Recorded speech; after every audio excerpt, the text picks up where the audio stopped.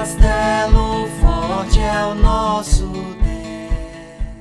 Meus irmãos, como nós já temos anunciado, anunciamos ao longo da semana e hoje também, convidando os irmãos para estarem conosco, nós vamos tratar, a partir de hoje, nas próximas quintas-feiras, com a graça de Deus, da pergunta número 3 do Catecismo Maior de Westminster. Perguntas 3, 4 e 5, na verdade. São todas perguntas que vão tratar acerca da Palavra de Deus, das Escrituras Sagradas. Então, nós vamos ver o que são as Escrituras Sagradas, o que é a Palavra de Deus. Depois nós vamos ver como saber que as Escrituras são a Palavra de Deus, ou seja, quais são os elementos que nós podemos levantar, destacar, para provar que a Bíblia, é a Palavra de Deus, que nós chamamos Palavra do Senhor, inspirada por Deus. E depois nós vamos ver o que elas podem nos ensinar, o que, na verdade, as Escrituras nos ensinam.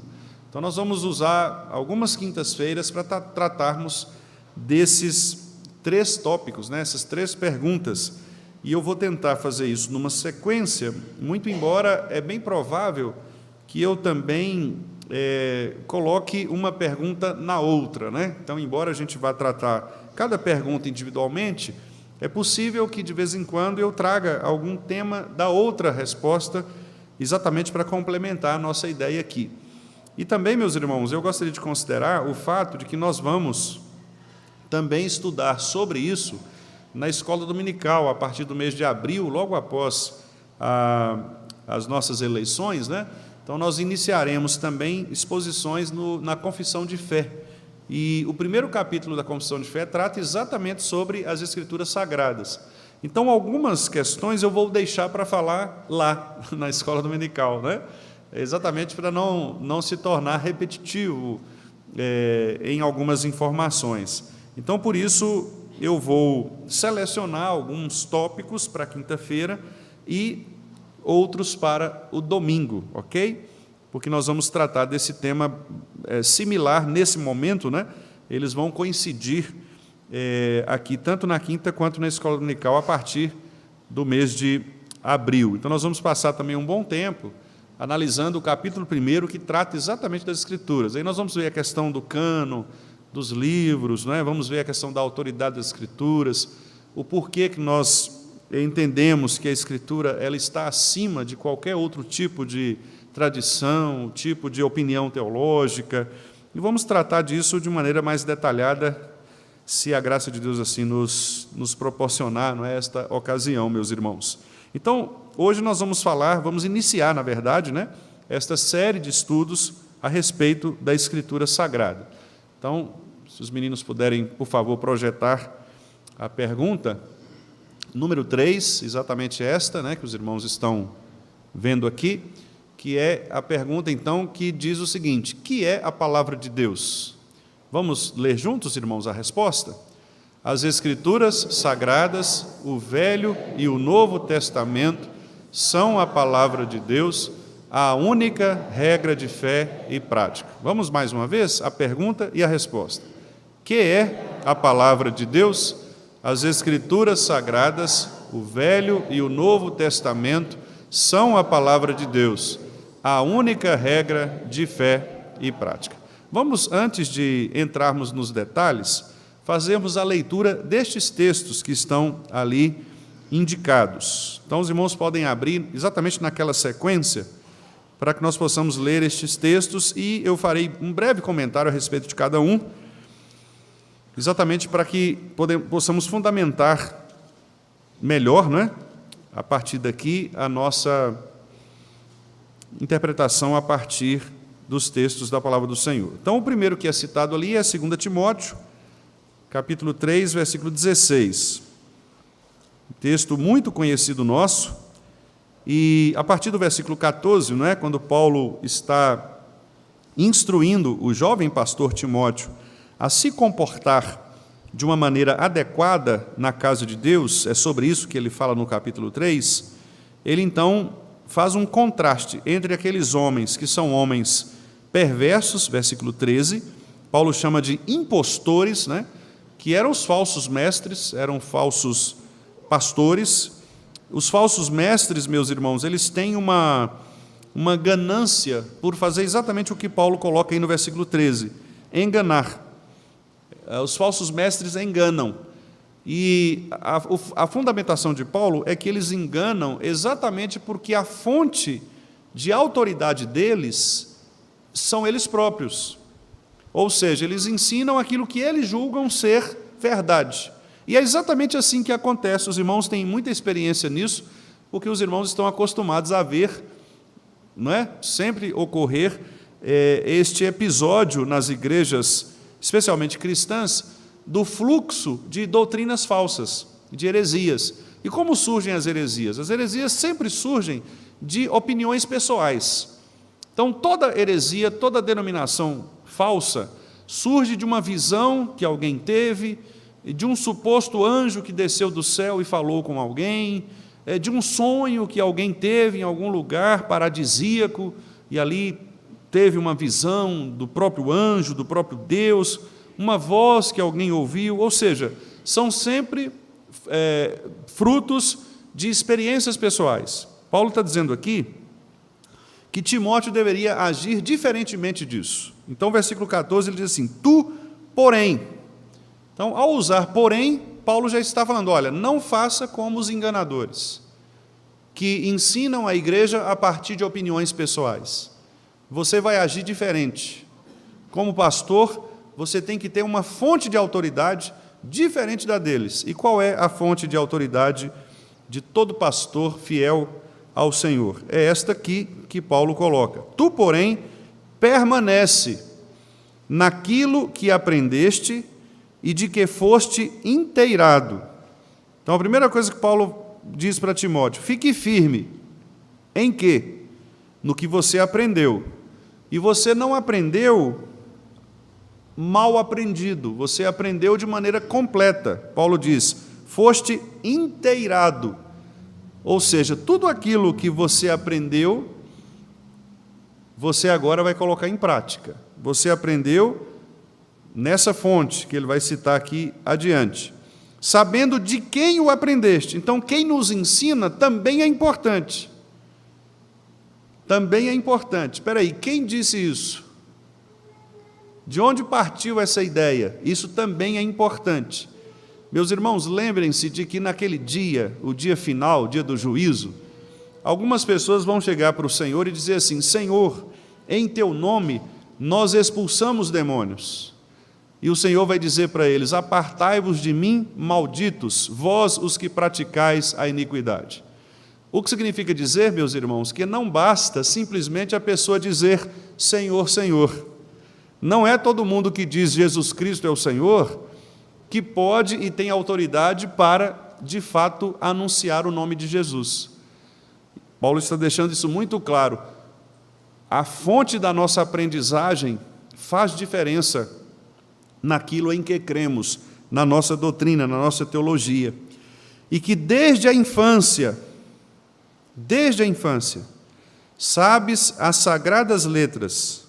Então, aqui mais uma ótima instrução para a igreja do Senhor. Não subestime a capacidade de as crianças entenderem a palavra de Deus.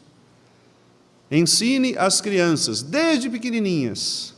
Essa história de que criança não vai entender a palavra, não vai entender a pregação, não há amparo bíblico para isso. O nosso Senhor Jesus, quando ensinava as multidões, havia crianças nas multidões. Tanto é verdade que ele disse, deixai vir a mim os pequeninos, porque deles é o reino dos céus. Não foi assim? Timóteo, desde a infância, sabia as sagradas letras, que podem tornar-te sábio para a salvação pela fé em Cristo Jesus. E onde é, então, que Timóteo aprendeu? Quais são essas sagradas letras de que Paulo fala? Aí vem, então, o versículo 16, que é o versículo que está exposto ali no catecismo. Toda a Escritura. Então, não há parte alguma da Escritura, irmãos, que não seja inspirada por Deus. Eu vou falar depois sobre a inspiração, Então, eu vou deixar para depois a explicação deste termo, né? Aqui neste versículo 16. Toda a Escritura é inspirada por Deus e útil para o ensino, repreensão, correção e educação na justiça. Paulo enumera 3 razões pelas quais a Escritura é útil, né? Para ensinar, para repreender, corrigir e educar, a fim de que o homem de Deus seja perfeito. Perfeito aqui é maduro, para que ele alcance a maturidade espiritual e ele seja, então, de maneira madura, habilitado para toda boa obra. Qual obra? A obediência ao próprio Deus. Então, a Escritura, segundo Paulo, é fundamental para o ministério de Timóteo. A Escritura não deveria ser adulterada, a Escritura não deveria ser considerada de menor valor, mas ela é a palavra de Deus, inspirada pelo próprio Deus, aquela palavra que ele havia aprendido desde criança, e agora ele deveria usar esta palavra, e não os movimentos da época, não os modismos, as novidades, mas aquela palavra que ele aprendeu na infância, ele deveria usá-la como fundamento para o seu ministério, para a sua pregação evangélica. Vamos ver o segundo texto, segunda carta de Pedro, capítulo 1, versículos 19 e 21, podemos ler de 19 a 21. Então, 2 Pedro 1,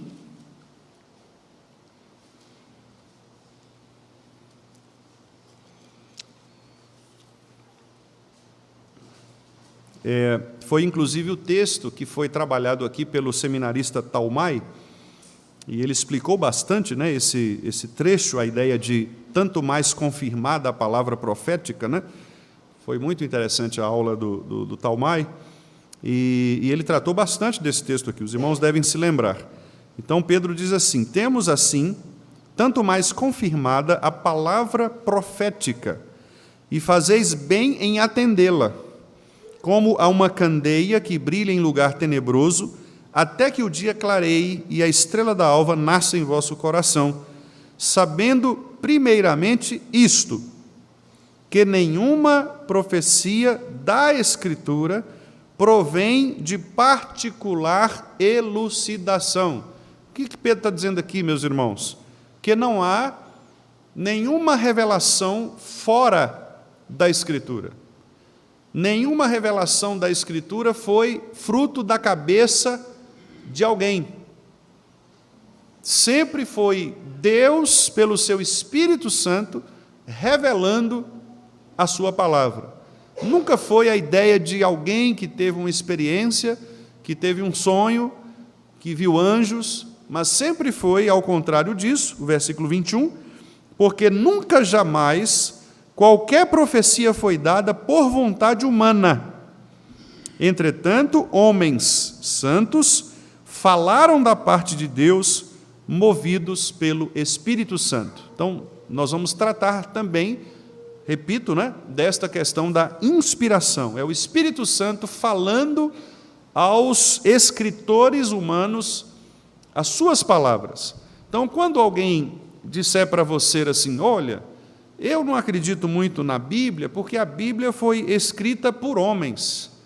Você pode dizer para essa pessoa o seguinte: sim, eu concordo com você, ela de fato foi escrita por homens. Ela foi escrita por homens. Mas a questão é que foram homens movidos pelo Espírito Santo. Homens que estavam guiados pelo poder sobrenatural do Senhor. E se esta pessoa ainda continuar insistindo no fato de que é impossível determinar que o Espírito Santo moveu o coração, a mente, o espírito dessas pessoas, nós vamos ver depois, na sequência, com a graça de Deus, algumas razões que nos vão dizer o porquê nós podemos crer nisto. Alguns critérios que, inclusive, os nossos irmãos do passado utilizaram para estabelecer quais eram os livros inspirados pelo Espírito Santo e quais não eram. E aí nós vamos perceber o quanto o nosso Deus é de fato soberano, meus irmãos, de preservar a unidade, a harmonia da palavra para cumprir o seu fim perfeito, que era exatamente comunicar a sua vontade ao seu povo. O terceiro texto ali é o texto do profeta Isaías. Isaías, capítulo 8, versículo 20.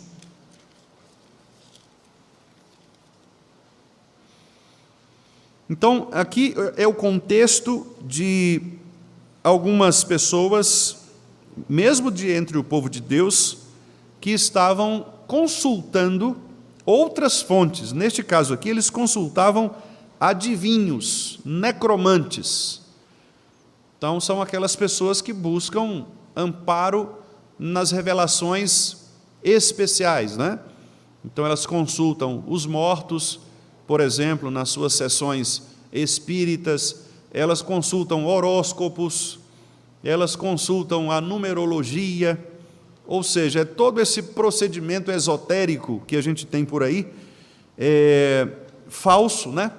E que Deus condena aqui do povo de Israel. Veja, o versículo 19. Quando vos disserem, consultai os necromantes e os adivinhos, que chiureiam e murmuram, acaso não consultará o povo ao seu Deus? A favor dos vivos se consultarão os mortos? Então, o nosso Deus está proibindo a consulta a mortos. Este é um argumento contra o espiritismo, por exemplo. O Senhor está proibindo que haja consulta a mortos. A quem nós devemos consultar? Versículo 20. A lei e ao testemunho. Os irmãos percebem que o artigo a, ele está com um acento para o lado de cá, né? Para o seu lado esquerdo. É uma crase. Ou seja, a ideia do texto é em direção à lei. Vá à lei. É isso que o texto está dizendo. Vá à lei e vá ao testemunho. Ou seja, se você tiver que consultar algo para a sua vida, não procure outra fonte. Vá à lei. E que lei? A lei de Deus. Os judeus sabiam precisamente o que significava a lei de Deus. A lei de Deus era exatamente, e de modo especial aqui, a Torá, os 5 primeiros livros da Bíblia, que eram exatamente os livros que eram tomados inicialmente como aqueles livros que continham a lei de Deus, tanto resumida nos 10 mandamentos, quanto espalhada pelos demais livros do Pentateuco, né? Então, se tiverem que consultar, vão à lei, vão ao testemunho, não procurem espíritos, não procurem mortos, não procurem outra fonte de revelação. E aí ele completa, se eles não falarem desta maneira, jamais verão a alva. Portanto, não há outro tipo de revelação que seja perfeita, garantida, verdadeira, senão a lei de Deus. Não há outra fonte. Nós não veremos o amanhecer, nós não veremos a luz, se não formos a palavra de Deus. Não adianta buscarmos nenhuma outra fonte. O quarto texto, irmãos, novamente no Novo Testamento, agora no Evangelho, de acordo com o doutor Lucas, capítulo 16,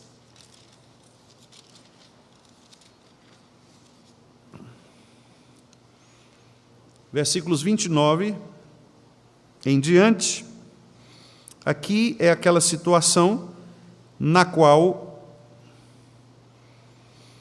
nós lemos a respeito da história do homem rico, né?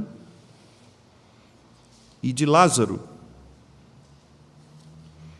Quando aquele homem rico foi para o inferno e, estando em tormentos, ele levantou os olhos e viu ao longe Abraão e Lázaro. Lázaro ao lado de Abraão. E o pedido foi que, ali, já na condição de inferno e na condição de céu, o pedido foi que Lázaro pudesse mandar um pouquinho de água para que pudesse molhar a língua e refrescar um pouco o tormento da chama do inferno. Mas aqui o texto, então, vai nos lembrar o seguinte, que uma vez mortos, uma vez definido o nosso destino, não há mais o que fazer. Por isso, a teoria católica do purgatório e daquela repetição de várias missas, orando pelo falecido, tudo isso é inútil. Porque uma vez que a pessoa morre, ela vai definitivamente para o céu ou para o inferno. E o versículo 29 em diante diz assim: respondeu Abraão: eles têm Moisés, que é o Pentateuco, os 5 primeiros livros da Bíblia, a Torá, e os profetas, que são os profetas, tanto aqueles chamados anteriores, quanto os profetas posteriores, aqueles posteriores ao exílio.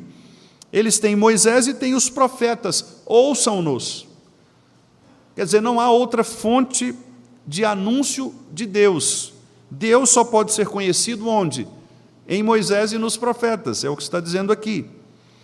Mas ele insistiu: não, pai Abraão, se alguém dentre os mortos for ter com eles, arrepender-se-ão. Então, o que ele está pedindo aqui é que houvesse, então, alguém que viesse lá do céu, descesse do céu um anjo, que viesse do céu um santo, que pudesse aparecer numa visão e pregasse a eles novamente o Evangelho. Mas aí Abraão, então, responde, versículo 31. Abraão, porém, lhe respondeu: se não ouvem a Moisés e aos profetas, tampouco se deixarão persuadir, ainda que ressuscite alguém dentre os mortos. Ou seja, claramente o texto está dizendo, não adianta nós buscarmos uma outra fonte de revelação, porque ela está aqui, diante de nós. A própria Torá, o próprio Pentateuco, a palavra dos profetas, a palavra de Deus. Não há razões, portanto, irmãos, para buscarmos fora disso a vontade do Senhor, quer sejam mortos, quer sejam novas revelações do Espírito, ou qualquer outra fonte de conhecimento. E, finalmente, meus irmãos, Gálatas 1, 8 e 9. Gálatas 1, carta do apóstolo Paulo aos Gálatas, capítulo 1, versículos 8 e 9. Os irmãos se lembram que aqui o contexto é um contexto desastroso. De todas as cartas de Paulo, esta é a única em que Paulo não enuncia nenhum elogio inicial à igreja. Todas as outras, até mesmo Corinto, que era uma igreja muito problemática, com muitos pecados evidentes, pecados morais, inclusive, pecados teológicos e tantos outros, Paulo ainda assim elogia aqueles irmãos de Corinto. Ele não faz isso em relação aos Gálatas. Ele não faz isso em relação aos Gálatas. E a razão é porque os Gálatas, muito embora tenham recebido o Evangelho, eles estavam sendo tentados a mudar o Evangelho. Mudar o Evangelho. Então, eles queriam transformar o Evangelho que lhes havia sido pregado. Então, eles queriam romper com a doutrina apostólica. E Paulo diz no versículo 6, então, que ele estava admirado: admira-me que estejais passando tão depressa numa espécie de apostasia, né? Daquele que vos chamou na graça de Cristo para outro evangelho, o qual não é outro. Esse trocadilho aqui, meus irmãos, não sei quantos de vocês já ouviram, mas no original grego são duas palavras diferentes, são duas palavras distintas no original grego. No original grego há duas palavras com a mesma tradução para outro, a palavra héteros e a palavra alós. Hétero a gente costuma usar bastante, né? Quando você fala, por exemplo, heteronomia, quer dizer, outra lei, heterossexualidade, que é outro sexo, né? O macho e fêmea. Então, o hétero é o outro, mas é um outro da mesma espécie. Então, heterossexualidade, por exemplo, é homem e mulher, mas da mesma espécie, ser humano. Agora, o alós é um outro diferente. É como se nós falássemos, por exemplo, de ser humano e uma girafa, por exemplo. São espécies diferentes, são coisas diferentes. Então, o que Paulo diz aqui é que esse outro evangelho não é um hétero, não é um evangelho de mesma espécie, é outra coisa. E por isso ele fala, é uma outra coisa tão diferente que nem é evangelho. nem é evangelho, é de outra espécie, não é evangelho isso. Então, Paulo diz que eles estavam passando para essa outra coisa, que nem evangelho era, né? Senão que há alguns que vos perturbam e querem perverter o evangelho de Cristo. E aí vem agora 8 e 9, que é o que o catecismo cita. Mas, ainda que nós, ou mesmo um anjo, vindo do céu, como foi, por exemplo, o anjo Moroni, da religião Mormon. O anjo Moroni desceu do céu, segundo a narrativa de Joseph Smith, que é o fundador da Igreja de Jesus Cristo dos Santos dos Últimos Dias, conhecida como Mormons, e Joseph Smith, então, teria tido essa visão desse anjo Moroni que revelou a ele outro evangelho. Então, ainda que viesse um anjo Moroni e pregasse outro evangelho, que vá além deste que Paulo pregou, que os apóstolos pregaram, isso deve ser considerado maldito, anátema.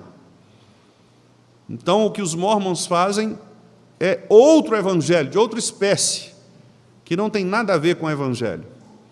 E como disse o reverendo Ludgero Moraes, certa vez, se um anjo desse aparecer na sua janela, pegue nas asas dele e lance esse anjo no quinto dos infernos, que é de onde ele nunca deveria ter saído. Esse tipo de anjo não faz parte da sociedade angelical do nosso Senhor. Isso é demônio, que vem para perverter o evangelho de Jesus Cristo, porque ele modifica a essência do evangelho.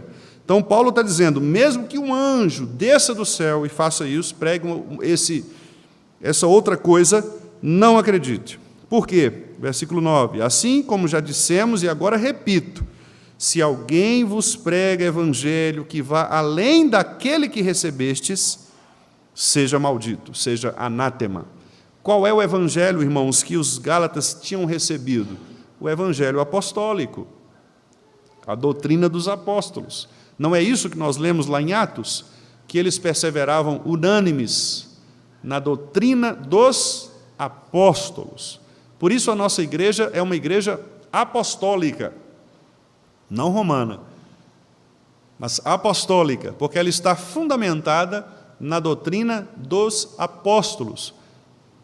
Ah, pastor, mas não é, então, cristã, por estar fundamentada na doutrina de Cristo? Sim, os apóstolos foram ordenados por Cristo para darem seguimento à doutrina de Cristo. Por isso mesmo Paulo está dizendo, não sigam outro evangelho. Este é o genuíno e verdadeiro evangelho. Então, meus irmãos, eu fiz questão de ler estes textos para que os irmãos possam perceber exatamente a unidade de propósito que existe nesta resposta. O que é a palavra de Deus? Então, a palavra de Deus, as Escrituras Sagradas, também chamadas de Sagradas Letras, ou nós poderíamos chamar até mesmo de Evangelho, porque nós vamos ver na sequência que a palavra de Deus, ela se revela perfeitamente, inclusive na pessoa de Cristo, e Cristo é o Evangelho, Cristo é a boa notícia. Então, estas coisas estão todas conectadas, né? No Evangelho de João, capítulo 17, quando o nosso Senhor diz, santifica-os na verdade, a tua palavra é a verdade, e ao mesmo tempo ele disse, eu sou o caminho e a verdade. Então, se Cristo é a verdade, se a palavra é a verdade, a palavra é Cristo, no sentido de que a palavra de Deus, esta que nós temos escrita aqui, a linguagem verbal de Deus, ela é a manifestação do próprio Cristo. Por isso é que nós não devemos ir a outra fonte, devemos ir à lei e ao testemunho. Não devemos consultar outras coisas, devemos ir a Moisés e aos profetas. Não devemos considerar outro evangelho, devemos considerar este, que é o evangelho apostólico. Então, os irmãos percebem que há esta coerência de sentido, de unidade, de harmonia, aqui, meus irmãos, nas Escrituras, então, que apontam para esse fato de que elas são a palavra de Deus. E aí o catecismo acrescenta este importante requisito que é única regra de fé e prática. E aí, então, eu quero começar a falar com os irmãos um pouco a respeito desta ideia do que significa esta regra de fé e prática. A palavra regra, meus irmãos, que foi traduzida, e a palavra que foi utilizada, né, pelos nossos irmãos de Westminster, ela tem muito a ver com a ideia da palavra cânon. A palavra cânon, que é quando nós depois vamos usar, por exemplo, para se referir aos 66 livros da Bíblia, nós chamamos os 66 livros de cânon. E o que é isso? O que é o cânon? O cânon é exatamente uma regra. A palavra cânon, ela tem esse significado, o significado de régua, de medida. Então, a ideia de cânon é a ideia de uma régua, de um padrão. Então, imagine que você tenha, de fato, uma régua na sua casa e você precisa medir uma distância ali de 50 centímetros, né? Então, você pega aquela régua e você tem, então, o parâmetro, você tem o padrão. Ou imagine que você tenha um prumo que você precisa colocar na direção, a parede na inclinação correta. Então, esta é a ideia da palavra cânon. É aquilo que é reto, aquilo que, então, é uma regra. Essa palavra, inclusive, ela era utilizada até em outras áreas, na gramática, na matemática, na astronomia. Ela era utilizada exatamente como essa ideia de uma régua, de um parâmetro, de um padrão. Então, por isso que os nossos irmãos escolheram a palavra regra no sentido de parâmetro, no sentido de limite. Então, a Escritura, ela estabelece o parâmetro, a régua, a medida. Ela estabelece exatamente os limites que o ser humano deve caminhar, até onde nós podemos ir. Então, é o padrão, é exatamente o parâmetro. Por isso, quando a gente fala de livros canônicos, ou cânon das Escrituras, nós estamos falando exatamente disto.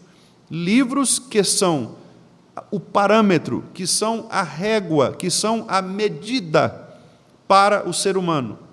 E quem estabeleceu essa medida, esta régua, este parâmetro? O próprio Deus. Então, livros canônicos são aqueles livros que foram devidamente inspirados por Deus e preservados por Ele, para que eles fossem, então, este parâmetro para a igreja, esta régua, esta medida santa para a igreja. Por isso que nós vamos ver na pergunta 5, quando o catecismo disser o que as Escrituras principalmente nos ensinam, nós vamos ver que a resposta é exatamente esta. As Escrituras nos ensinam os deveres, ou a maneira como nós devemos nos comportar diante de Deus, a respeito de Deus e de nós mesmos. Por quê? Porque é a Escritura que vai limitar, que vai regular, que vai estabelecer o parâmetro de tudo aquilo que o homem é e do que o homem deve fazer. Por isso, novamente, os textos que foram citados. A única fonte de autoridade sobre nós é a palavra de Deus, são as Sagradas Escrituras. E, meus irmãos, isto é muito importante. E, por isso, eu vou frisar este detalhe muitas e muitas vezes aqui, se Deus permitir. E já aviso aos irmãos para não se cansarem disso, porque eu vou falar isso muitas vezes.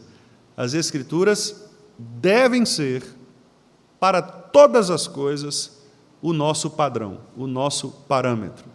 E quando eu digo todas as coisas, eu estou sendo literal, todas as coisas. Nós não devemos ter nenhuma outra fonte de autoridade sobre nós que não seja a Escritura Sagrada. E eu vou explicar isso, se Deus permitir, nos anos que o Senhor me permitir estar aqui com os irmãos. Por que as Escrituras devem ser o nosso padrão de fé? Muito bem.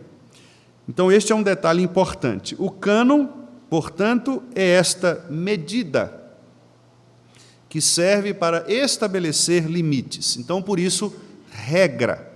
Mas observem os irmãos que ali diz regra de fé e prática.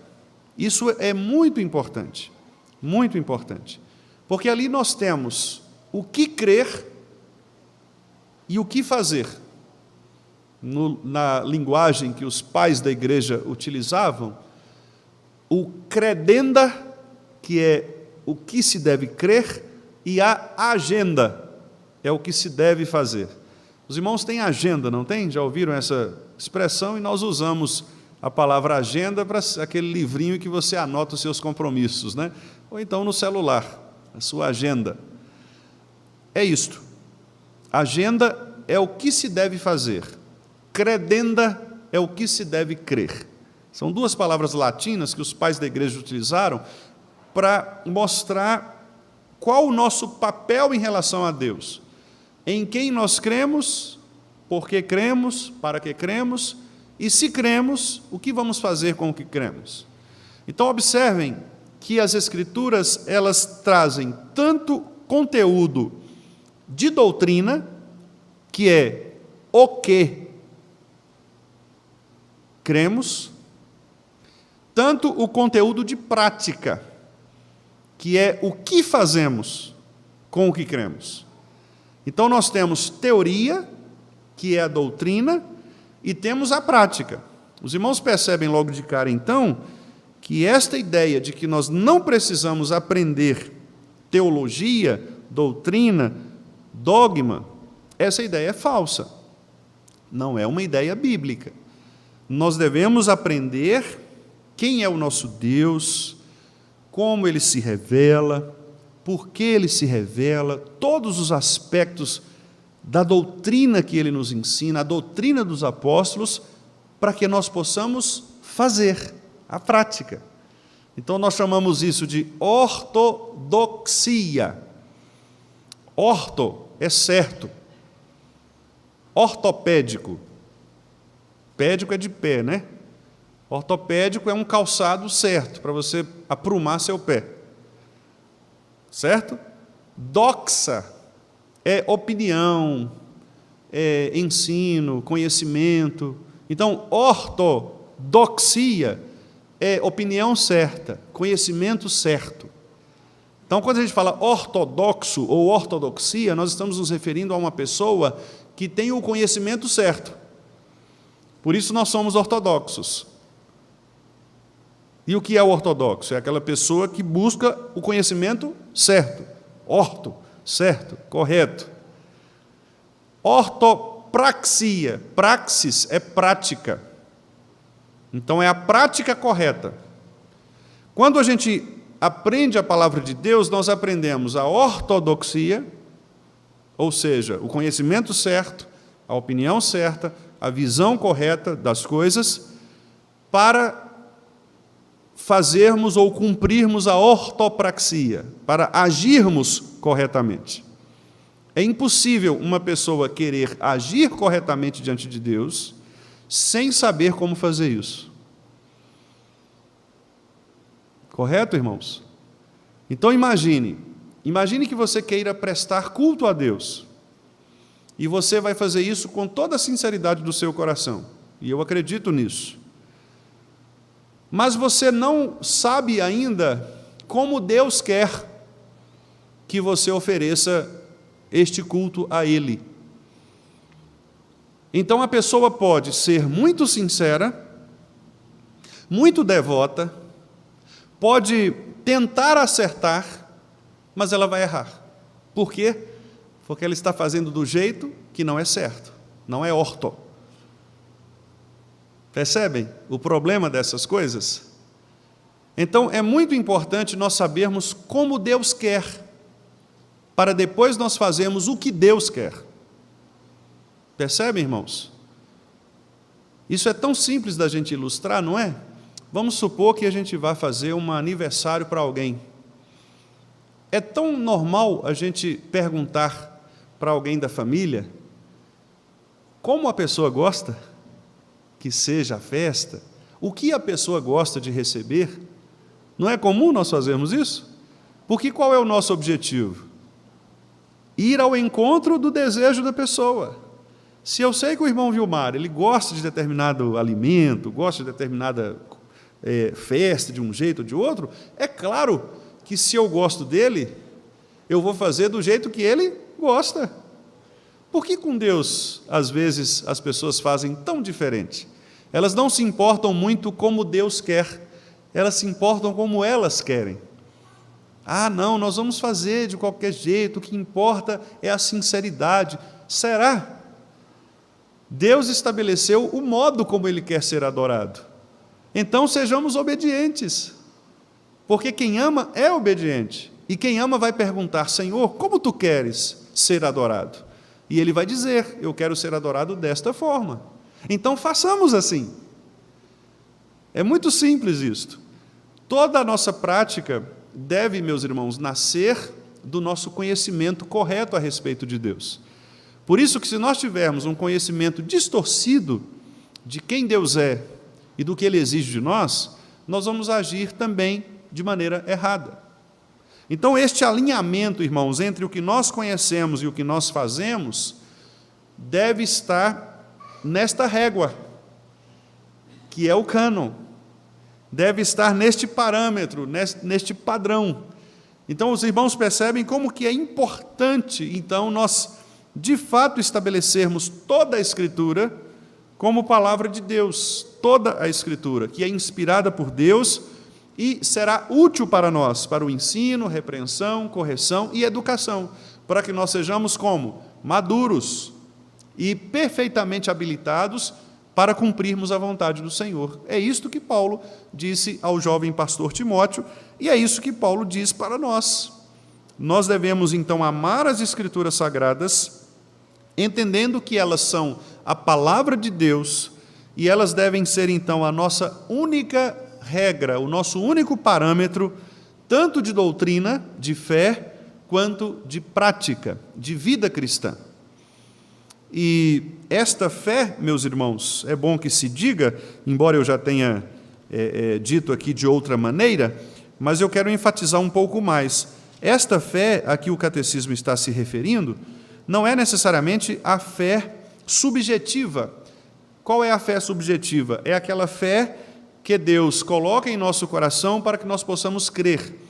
É, por exemplo, aquela fé que Paulo menciona em Efésios capítulo 2, quando Paulo diz assim: pela graça sois salvos, isso não vem de vós, é dom de Deus. Lembra disto? Paulo diz que esta fé, ela vem do Senhor, é Deus que nos dá essa fé. Não é desta fé que o texto aqui está dizendo. Esta fé que o texto está dizendo é a fé objetiva, ou seja, é o conjunto de verdades, o conjunto de doutrinas, o conjunto de ensino que nós cristãos temos. E então esta fé, ela está de acordo com o que Judas escreveu na sua pequeníssima carta, quando ele diz assim no versículo 3: Amados, quando eu empregava toda diligência em escrever-vos acerca da nossa comum salvação, foi que me senti obrigado a corresponder-me convosco. Aí vem: exortando-vos a batalhardes diligentemente pela fé, que uma vez por todas foi entregue aos santos. Então, é desta fé aqui que nós estamos falando. A fé que de uma vez por todas foi entregue aos santos. Que fé é essa? O corpo de doutrina, aquelas doutrinas dos apóstolos, como nós vemos lá em Atos. Então, a palavra de Deus deve ser a nossa única regra doutrinária, a nossa única regra de verdade doutrinária, de dogma. Portanto, não pode haver, meus amados irmãos, nenhuma doutrina na igreja do Senhor Jesus Cristo que não possa ser provada pelas Escrituras. Ou, dito de outra maneira, não pode haver nenhuma doutrina na igreja cristã que não tenha saído das Escrituras. Qualquer doutrina que os irmãos ouvirem por aí, que não possa ser provada pela Escritura, que não tenha saído da Escritura, é falsa. É falsa. Por mais que eu compreendo que nós tenhamos que ser simpáticos, agradáveis às pessoas, mas se elas apresentarem a nós um tipo de doutrina contrária ao que está aqui, que não saiu das Escrituras, é falsa. Nós temos que ter, inclusive, a coragem, com amor, obviamente, com mansidão, mas a coragem de dizer para essa pessoa: olha, isto que você está defendendo não está nas Escrituras. Isto não é bíblico. E devemos fazer isto com muita tranquilidade em nossos corações, como o próprio Paulo instruiu ao jovem Timóteo. Faça isso, ensine as pessoas a palavra de Deus, as Escrituras Sagradas. Então, é esta fé que nós estamos falando ali, a fé que, de uma vez por todas, foi entregue aos santos. Portanto, ela é base para a doutrina e ela é base para a prática. E aí, meus amados irmãos, eu quero utilizar aqui o texto, e peço aos irmãos que abram mais uma vez, o texto do Salmos 119, livro dos Salmos, Salmo 119. Nós até colocamos na divulgação, do nosso estudo de hoje, o versículo 160, como sendo a base do nosso texto, para hoje. Salmo 119, versículo 160. Todo o Salmo 119, meus irmãos, é um elogio à palavra de Deus. Então, um bom exercício para os irmãos nesta semana é ler o Salmo 119. Os irmãos vão perceber que todo o Salmo 119 é um elogio à palavra de Deus. A palavra de Deus. Então, o versículo 160 diz assim: as tuas palavras são em tudo verdade, desde o princípio, e cada um dos teus juízos dura para sempre. Vamos ler juntos, irmãos, este versículo? As tuas palavras são em tudo verdade, desde o princípio, e cada um dos teus justos juízos dura para sempre. Que maravilha! Louvado seja o nosso Senhor, porque isto mostra que nós cremos naquilo que é verdadeiro. O grande problema nosso é exatamente crer com o coração, porque às vezes nós cremos com a mente. E é muito difícil dentro de uma igreja cristã, especialmente de doutrina reformada, alguém questionar ou supor que haja nas Escrituras tópicos ou mesmo ideias que não sejam verdadeiras. Acho que será raro isso. Mas o problema não é este. O problema é exatamente a prática. É a ortopraxia. Porque uma coisa é nós crermos com a cabeça, outra coisa é crermos com o coração. É de fato nós aplicarmos na nossa vida diária este fundamento de que as palavras do Senhor são em tudo verdade. Quando Deus então me diz algo a respeito da minha vida, eu preciso crer que isto é verdade. Eu preciso crer que as coisas são de fato assim. Eu não posso duvidar da veracidade do Senhor, que nos ensina, meus irmãos, com muita clareza, a partir do seu Espírito Santo, que nos ilumina para entender a palavra. Vejam também o versículo 130. A revelação das tuas palavras esclarece e dá entendimento aos simples. Vamos ler juntos? A revelação das tuas palavras esclarece e dá entendimento aos simples. Veja que coisa maravilhosa também. Deus revela a sua palavra a nós, e essa sua palavra nos dá esclarecimento, ela abre os nossos olhos. Por isso, lá no versículo 105, este eu sei que os irmãos sabem de cor, não é? O salmista diz: lâmpada para os meus pés é a tua palavra e luz para os meus caminhos. Porque a palavra de Deus nos ilumina, porque elas são verdadeiras. A palavra de Deus é verdade. Lembre-se do texto que eu citei de Jesus, João 17:17. Santifica-os na verdade, ou na tua palavra, porque ela é a verdade. Então, quando nós cremos, meus irmãos, de coração, que a Bíblia Sagrada, este livro que nós temos aqui, é a palavra de Deus, nós precisamos entender que nós não estamos diante de uma competição de conhecimento. Não é o que a Bíblia diz e o analista diz. A Bíblia está acima de todas essas coisas. Não me importa se eu li num livro de determinado filósofo, de determinado sociólogo, de determinado psicólogo, alguma coisa a respeito do ser humano, por maior que seja este autor, se o que ele disse contrariar as Escrituras, nós devemos ficar com as Escrituras. Se o que ele disse for verdade, isto estará nas Escrituras, com certeza. Porque as Escrituras, em tudo, são verdadeiras. Este é o parâmetro, é a régua, é a regra sobre a qual nós devemos viver e o caminho no qual nós devemos andar. Então, hoje, meus irmãos, eu me propus a fazer esta introdução aqui, para mostrar aos irmãos esta beleza da fundamentação das Escrituras, sendo ela a palavra de Deus, sendo ela útil como única regra, único limite, único parâmetro de tudo aquilo que nós devemos crer a respeito de Deus, da nossa fé, da nossa doutrina, e de tudo aquilo que nós devemos fazer para Deus, da nossa prática. Se Deus assim nos permitir, nos outros estudos nós entraremos em mais detalhes e veremos de que maneira o nosso Senhor, Ele inspirou esta palavra e por que nós podemos considerar esta palavra, palavra de Deus. A pergunta número 4, que é exatamente a sequência deste argumento, vai responder exatamente isso. Como nós podemos crer que as Escrituras são a palavra de Deus?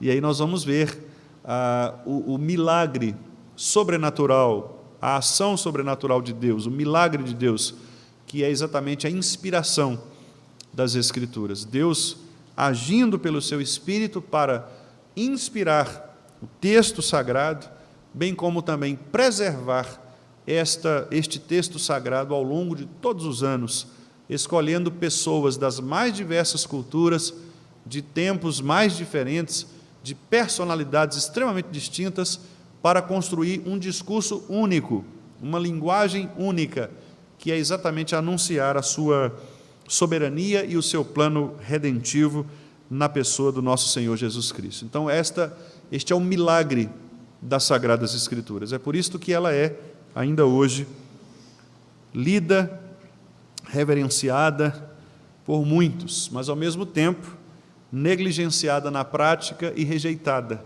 porque é exatamente para isto que o nosso Senhor se revelou, para salvar aqueles a quem Ele escolheu e para condenar aqueles que foram preteridos por Ele, de acordo com a sua santa e sábia soberania. A palavra de Deus está aí para isso, tanto para salvar quanto para condenar. É por isso que ela nunca volta vazia.